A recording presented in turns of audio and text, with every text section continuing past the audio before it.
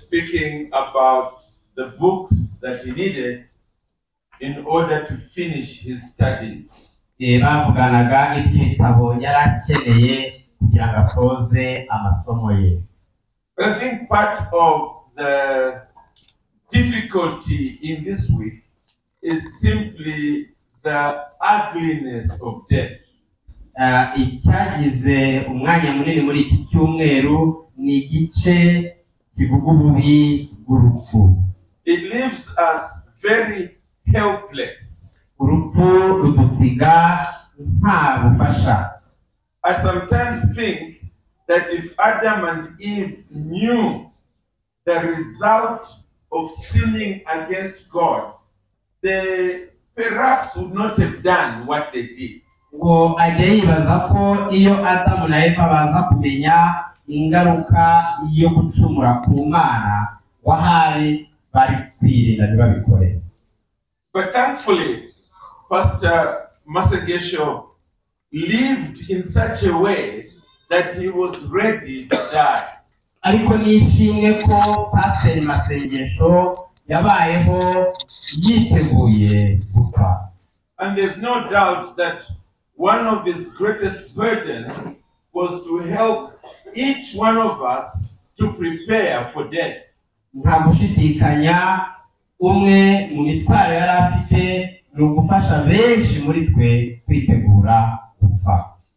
And yet I would not be surprised if there are individuals here today who are not yet ready to die. N'uyu munsi n'ibiri buntungure niba hari abantu bari hano batiteguye gupfa. Perhaps you are prepared for so many other things except death itself. Wenda uri kwitegura ibindi bintu byose nyamara urupfu ukarusiga ku ruhande rw'urwiteguro. And that to me is very sad. Ibi rero kuri jye ni umubabaro ukomeye. Because all of us have this appointment whether we like it or not. Kuko twese dufite iyi gahunda duteranirwa y'urupfu wabyemera cyangwa utabyemera. And it is the most important appointment because after death comes judgment. Iyi ni gahunda cyangwa se randevu y'ingenzi kuko hirya y'urupfu hari urubanza. We all should be able to look death in the face and be victorious over it. Twese twakagombye kubona urupfu rudusatiriye mu maso yacu ndetse twibaza n'uburyo twanesha uru rupfu. I want us to turn to 1 Corinthians chapter 15. Ndagira ngo dusome mu gitabo cy'urwandiko rw'Abikorino rwa mbere igice cya 15. And I will ask our brother to just read for us, beginning with verse 54 and down to the end of the chapter. Urwandiko rwa mbere Paulo yandikiye Abikorino igice cya 15 turasoma dore ku murongo wa 54 kumanura hasi. Reka some. Ariko uyobora numara kwambikwa kutabora n'uyu upfa ukambikwa kudapfa nibwo hazasohora rya jambo ryanditswe ngo urupfu rumizwe no kunesha. Warupfuwe kunesha kwawe kurihe? Warupfuwe urubori rwawe rurihe? Ibyaha nibyo rubori rw'urupfu kandi imbaraga z'ibyaha ni amategeko. Ariko Imana ishimwe iduha kunesha kubw'Umwami wacu Yesu Kristo. Nuko bene data bakundwa, mukomere mutanyeganyega, murushaho iteka gukora imirimo y'Umwami, kuko muzi yuko umuhati wanyu atari ubusa ku Mwami. I want to speak on those words that are found in verse 55. Ndashaka ko tuvuga ku magambo ari ku murongo wa 55. They comprise a question of defiance. Aya magambo arimo ikibazo ndetse ikibazo kisuzugura. O death, where is your victory? O death, where is your sting? warupfuwe kunesha kwawe kurihe warupfuwe urubori rwawe rurihe. These words are found in a very unique chapter in the Bible. Aya magambo tuyakura muri kino gice cy'umwihariko muri Bibiliya. It is a chapter that was written by the Apostle Paul to the church in Corinth. Ni amagambo yanditswe n'intumwa Pawulo ayandikiye itorero ry'i Korinto. Because there were people in the church that were teaching that there is no resurrection of the dead. Kubera ko harimo abantu mu itorero bigishaga yuko abapfuye batazuka. That when you die, it is finished. Baravuga ngo iyo upfuye biba biheze. And Paul was not willing to accept that. Kandi Pawulo ntiyari yiteguye kwakira izo nyigisho. In fact, he referred to the death and resurrection of the Lord Jesus. Ndetse yabivuze yerekeza ku rupfu n'izuka ry'Umwami Yesu Kristo. That both of those events were vital for our salvation. Avuga ko ibyo byombi urupfu rwa Kristo ari iby'ingenzi ku gakiza kacu. He argued that if Christians die and that is the end, yaravuze ati niba abakristo bapfa bikaba birangiriye aho, then people should feel sorry for Christians. abantu bose bakagombye kugirira impuhwe abakristo.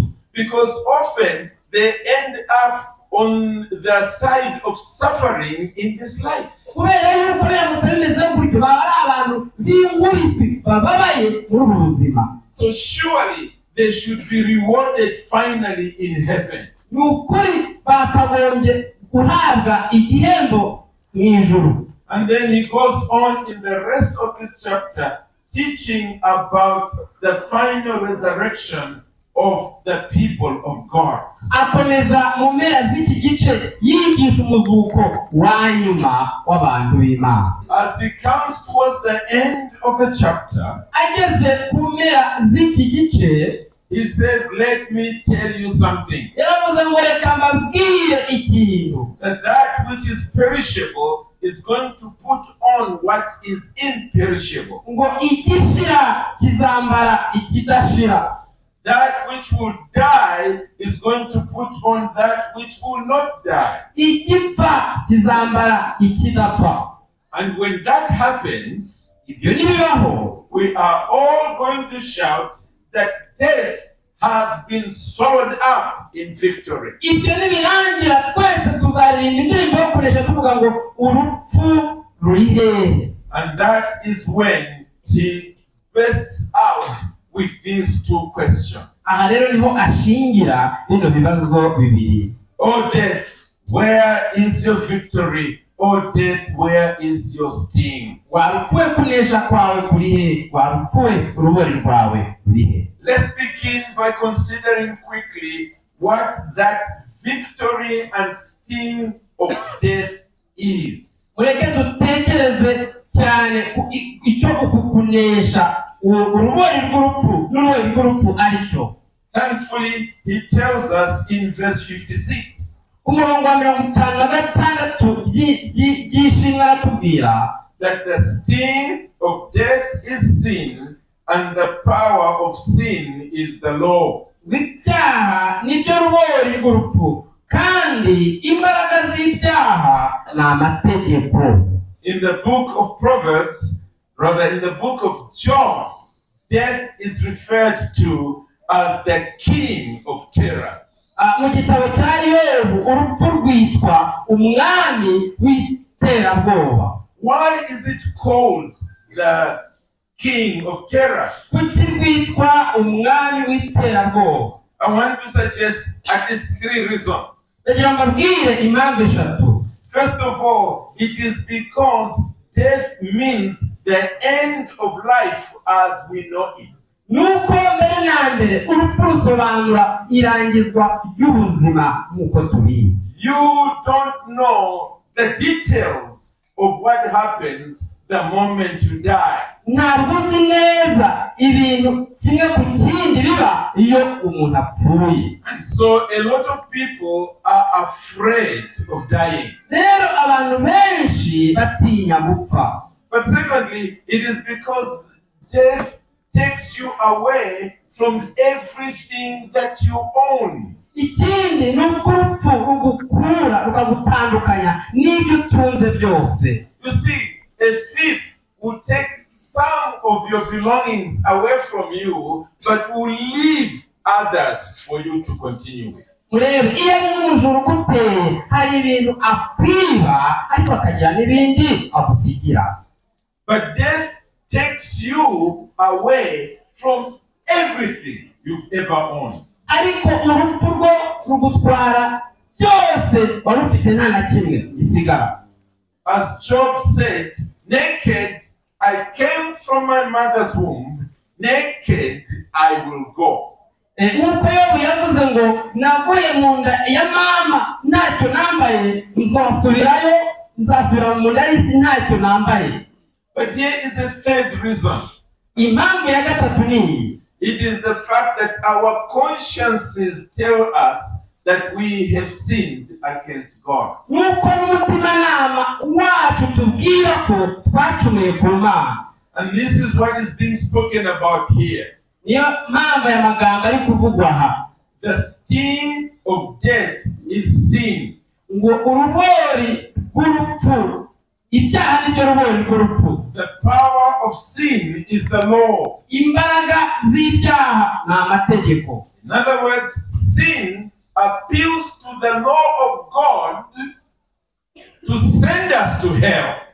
Mu yandi magambo, ibyaha hakoreshwa amategeko kugira ngo ibyaha bitwohereze ikuzimu. It's like being in a court of law. Niho kujya mu rukiko rw'amategeko. And the prosecutor is presenting his case against you. Hanyuma umushinjacyaha akaza agaragaza ibyaha uregwa. The way in which he finishes his case iyo rero arangije kugaragaza ibyo uregwa is to say, I have proven to you, the judge, that this person broke the law. niho kuvuga ngo naberetse ibimenyetso bacamanza yuko uyu muntu yishe amategeko. And because he broke the law, he must now be punished. Kubera rero yuko yishe amategeko akwiriye guhanwa. Because that's what the law says. Kubera ko nicyo amategeko avuga. And friends, all of us have a conscience. Inshuti zanjye twese dufite umutimanama that makes us know we are guilty before God. utubwira yuko tuhamwa n'icyaha imbere y'Imana. That we have sinned against God every day of our life. Yuko twacumuye ku Mana buri munsi w'ubuzima bwacu bwose. We have sinned in our actions. Twaracumuye mu mirimo yacu. We have sinned in our words. Twaracumuye mu magambo yacu. We have sinned in our thoughts. Twaracumuye mu bitekerezo byacu. We have sinned in the intentions of our hearts. Twaracumuye no mu by'imitima yacu igambirira. And all these sins are recorded in the books of heaven. Kandi ibyaha byose byashyinguwe mu gitabo cyo mu ijuru. That makes us tremble at the thought that we must soon die. Ibi rero bigatuma tugira ubwoba iyo dutekereje yuko tuzapfa vuba. What the Apostle Paul is telling us in this text Icyo intumwa Pawulo ari kutubwira muri iki gice is that there is a victory that overcomes the king of terrors. ni ukutubwira ngo hari intsinzi inesha umwami w'iterabwoba.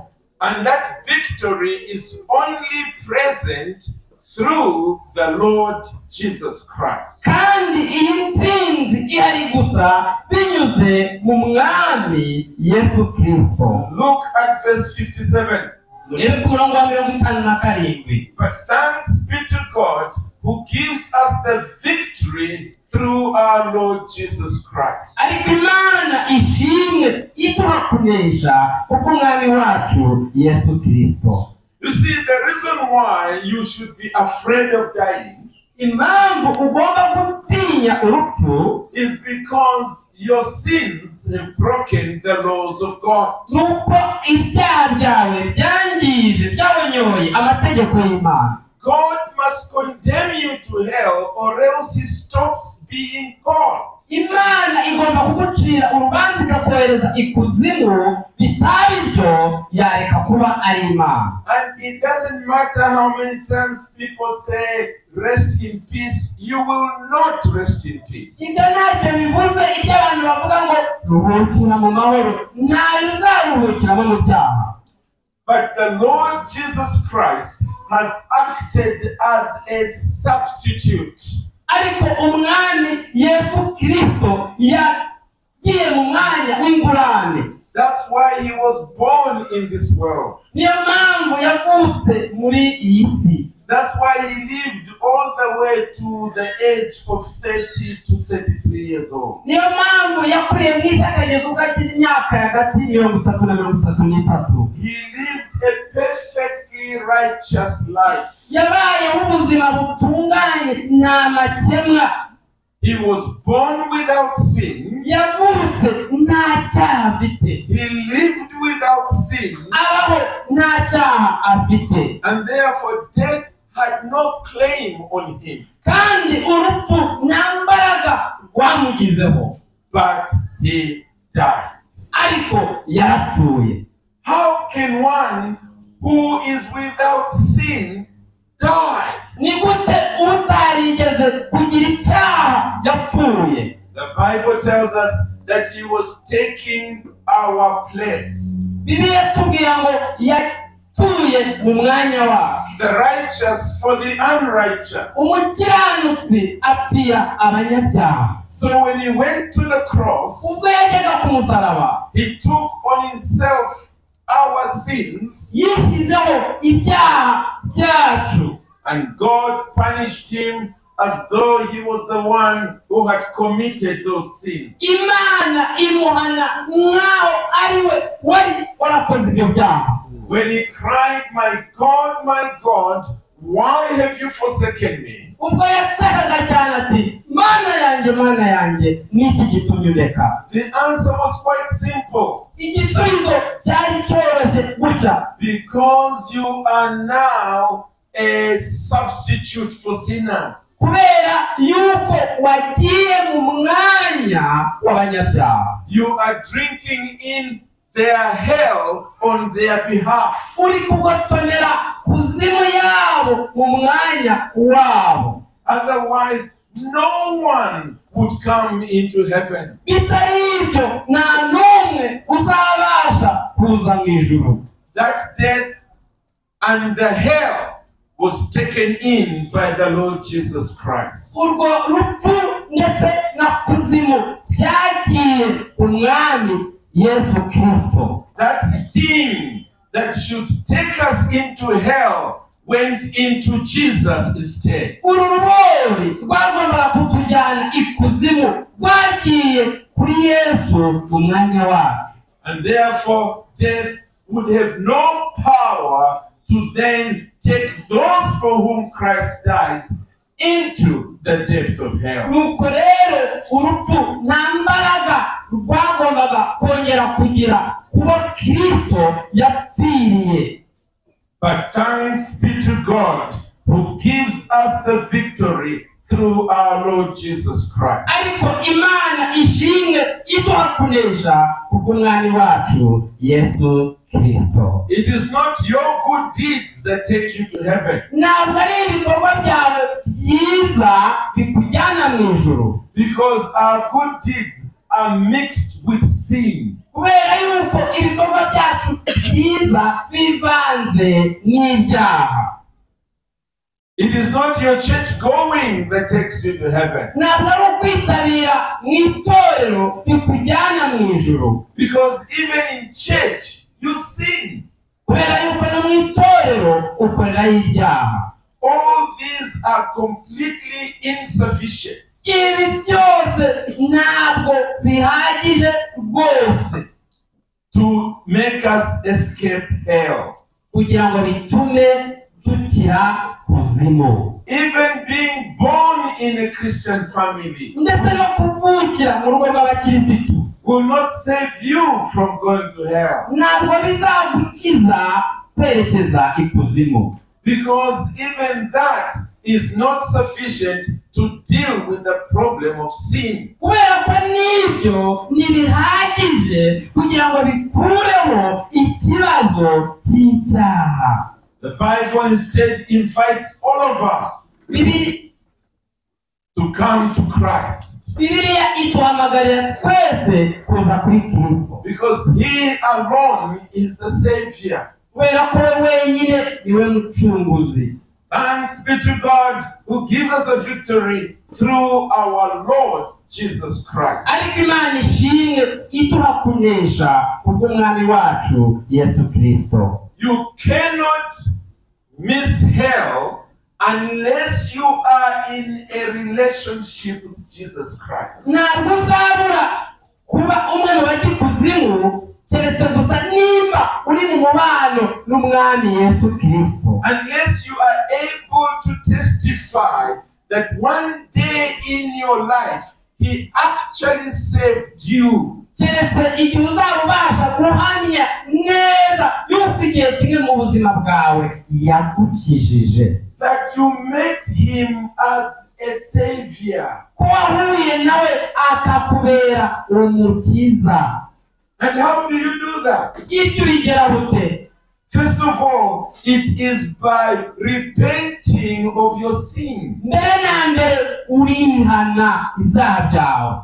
Everything you know to be sinful, ikintu cyose uzi ko ari icyaha you must be willing to abandon it altogether. ugomba kuba witeguye kugisezerera. You cannot be holding on to sin and expect Jesus to be your Savior. ntabwo waba uri guhoberana n'icyaha ngo utekereze ko Yesu ari bukubere umukiza nanone. Are you willing to do that? ese ibyo urifuza kubikora? Are you willing to give up sin? ese witeguye gusezerera icyaha mu bantu n'icyaha?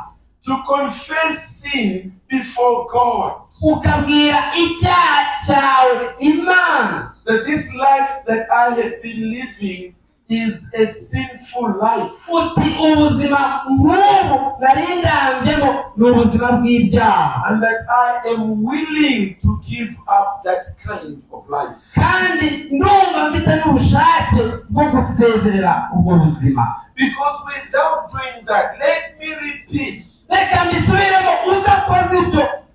Jesus Himself said, Yesu ubwe yarivugiye ati unless you repent, you will all perish. ngo nimutihana mwese muzarimbuka.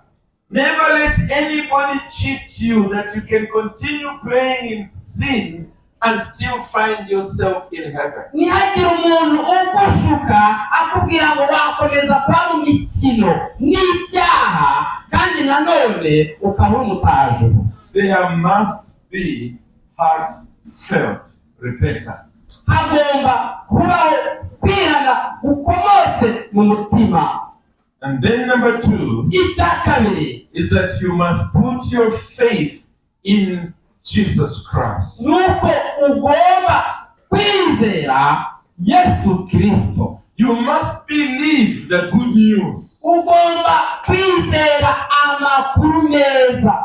that when Jesus Christ came, He came to be a savior from sin. kuko Yesu yaje kuba umukiza w'icyaha. That when He died on the cross, He died as a substitute for sinners. igihe yapfiraga ku musaraba yapfuye mu mwanya w'abanyabyaha. And on that basis, you are to then cry to Jesus, Savior, Savior, save me now. ushingiye kuri ibyo ugatakira Yesu uvuga uti mukiza mukiza nkiza ubu ngubu. Have you done that yet? ibyo warabikoze? Have you done that? ibyo byakubayeho? It Is there a day in your life wigeze ugira umunsi mu buzima bwawe when you seriously went to Jesus that way? ubwo wigeze ujya imbere y'umwami Yesu umeze gutyo, Repenting and believing in him. kwihana ndetse no kumwizera? When you do that, God gives you his peace. Iyo ibyo ubikoze, Imana iguha amahoro yayo, The peace of sins forgiven. amahoro aturuka ku kuba wababariwe ibyaha. He fills you with joy. Akuzuza umunezero, The joy of sins forgiven. umunezero wo kubabarirwa ibyaha. You will want to tell your friends and relatives Ibyo ni amakuru uzifuza kubwira inshuti n'abavandimwe, that Jesus saves. ko Yesu akiza That he saves from sin kandi akiza ibyaha, and therefore saves from hell. ndetse agakiza umuntu kuzajya ikuzimu. Have you experienced that peace and joy? ayo mahoro n'uwo munezero urabyakubayeho Only when you have experienced this salvation keretse gusa igihe wabonye agakiza are you ready to meet the living God. mbese witeguye guhura Imana nzima n'Imana nzima, Whom you must meet after you breathe your last. Imana nzima uzahura nayo ubwo umwuka wawe uzaba umaze guhera. We have heard the testimonies many times of Pastor Masengesho. Twumvise ubuhamya inshuro nyinshi bwa Pasiteri Masengesho. The reason why we are confident of him going to meet with God Impamvu dufite ibyizigiro yuko agiye guhura n'umwami is because he met him in his life. ni ukubera yuko yahuye n'umwami akiri muri ubu buzima. He repented of his sin and believed in Jesus Christ. Yihannye ibyaha bye, yizera Kristo Yesu. It's not because he was a pastor. Ntabwo ari uko yari umupasiteri. There are many pastors who are in hell right now, Hari abapasiteri ubu babarizwa ikuzimu, and many who are going to hell even now, ubu ngubu harimo benshi cyane bari kugera n'ubu aka kanya, because they've never repented and believed in Jesus Christ. kubera yuko batihanye ngo bizere umwami Yesu Kristo. In the same way, I plead with you, Ni muri ubwo buryo mbinginga so that you too can say these words. ngo namwe muvuge nk'aya magambo. Where, O death, is your victory? Muvuga muti warupfuwe, kunesha kwawe kuri he? Where, O death, is your sting? Warupfuwe, urubori rwawe ruri he? You too can look death in the face and do so defiantly. Nawe wahangara urupfu ukareba mu maso ukarupinga uvuga ayo magambo. If you repent and believe in Jesus. Niwihana ukizera Yesu Kristo. I can assure you that the man whose remains are now in this coffin Nababwira ntashidikanya ko uyu mubiri w'uyu mugabo that was his greatest desire. uri muri iyi sanduku, iki nicyo yifuzaga kurenzaho. And he will rejoice greatly ndetse yanezezwa nabyo cyane if he is to discover later on aramutse abonye nyuma y'uko that on the day he was being buried, ko igihe yashyingurwaga somebody in here umuntu urimo hano turned to Jesus Christ in repentance and faith. yahindukiriye umwami Yesu akihana akizera. Even if it's just one person, naho yaba ari umuntu umwe gusa, he will say, Lord, I am glad that I died in that accident. uyu mwene data yavuga ngo mwami ndishimye ko napfuye mu buryo, Because this soul heard the gospel kubera ko ubu bugingo buri hano bwumvise ubutumwa bwiza and got saved. hanyuma uri muntu agakizwa. Are you that soul Ese uri ubugingo ugomba kumva ubutumwa bwiza ugakizwa? that walked into this facility lost? Ese ni wowe bugingo bwaje muri ino nzu uri impabe, But who right here ariko uri hano aka kanya repents and believes in Jesus ukihana ukizera umwami Yesu and walks out of this place new? ugasohoka muri iyi nyubako twicayemo uri icyaremwe gishya? May that bring a lot of joy to our departed brother. Ibi bikazanira umunezero mwene data watuvuyemo. Amen. Amen.